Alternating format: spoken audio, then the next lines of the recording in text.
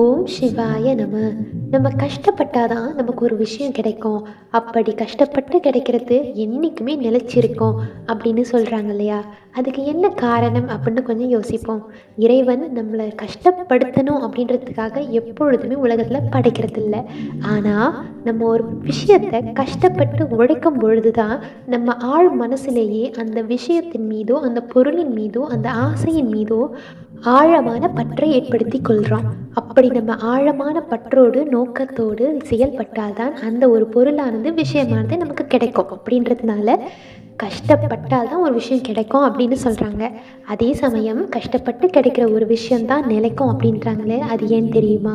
ஒரு விஷயத்துக்கு நம்ம அவ்வளவு இழந்து கஷ்டப்பட்டு வருத்தப்பட்டு துன்பப்பட்டு அடைஞ்ச ஒரு பொருளை எந்த நிலையிலும் நாம் தக்க வச்சுக்கணும்னு தான் நினைப்போம். அது நம்மை அறியாமலும் நடந்துவிடும். அதனால தான் கஷ்டப்பட்டு கிடைக்கிற ஒரு பொருள் தான் நிலைக்கும், கஷ்டப்படாமல் எதுவும் கிடைக்காது அப்படின்னு சொல்கிறாங்க. அதனால் நம்மளை கஷ்டப்படுத்துறது எம்பெருமான் ஈசன் இல்லை, நம்மளுடைய ஆசைகள் தான் அப்படின்றத புரிஞ்சுக்குவோம். ஓம் சிவாய நம.